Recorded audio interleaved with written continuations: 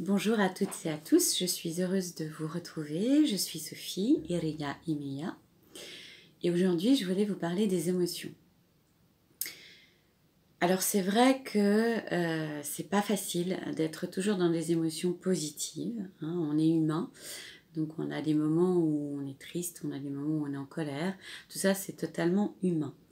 Mais une chose est certaine, c'est que quand on est dans des émotions positives, comme la joie, l'amour, la plénitude, la sérénité, eh ben, on fait vraiment beaucoup de bien à notre corps. Et puis, on est aussi plus résistant à toutes les agressions extérieures. Voilà, donc c'est pas quelque chose d'évident à faire au quotidien, mais pour y arriver, peut-être on peut déjà prendre conscience de l'état émotionnel dans lequel on se trouve.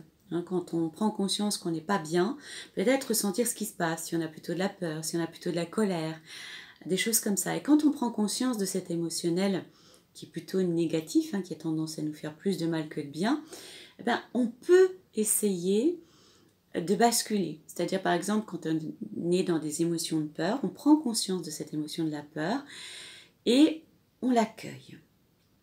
On l'accueille sans rien essayer d'y mettre, juste on accueille cette émotion particulière. Pareil pour la colère. Et ce qu'on peut faire derrière, c'est qu'une fois qu'on a pris conscience de tout ça, c'est essayer, quand ces émotions négatives reviennent à nouveau, de se reconnecter à des émotions positives, à travers par exemple les souvenirs, se souvenir de quelque chose de bon, quelque chose de beau, quelque chose qui nous a fait du bien, un moment où on a pu ressentir de l'amour. On peut aussi s'exercer tous les jours, prendre quelques minutes pour se poser, pour respirer tranquillement, en inspirant par le nez, en expirant par la bouche si on peut, en essayant de faire gonfler son ventre à l'inspiration et en dégonflant son ventre à l'expiration.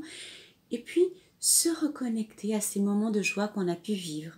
On peut aussi retrouver de la joie et des belles émotions en écoutant de la belle musique, en se promenant dans la nature, en appréciant la nature. Voilà, ce sont des petites choses toutes simples, mais en fait, le bonheur, c'est pas des choses compliquées, c'est des choses qui sont vraiment simples.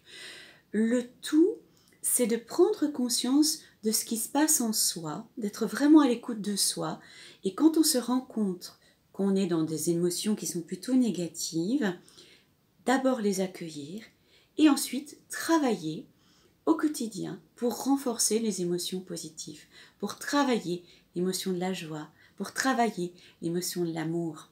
Et je vous assure que si au quotidien vous mettez ça en place dans votre vie, ça ne vous prendra pas longtemps, ça peut vous prendre 2 minutes par jour, vous allez voir que petit à petit, vous aurez beaucoup moins d'émotions qui vous font du mal, qui sont difficiles à supporter.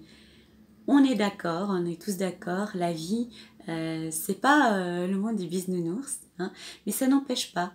On peut être dans une vie qui est un petit peu compliquée et pour autant ne pas laisser entrer en soi ces émotions comme la peur et la colère et les travailler au quotidien. Voilà, c'était un petit moment de partage. Je vous envoie beaucoup d'amour et je vous dis qui aime me suivre.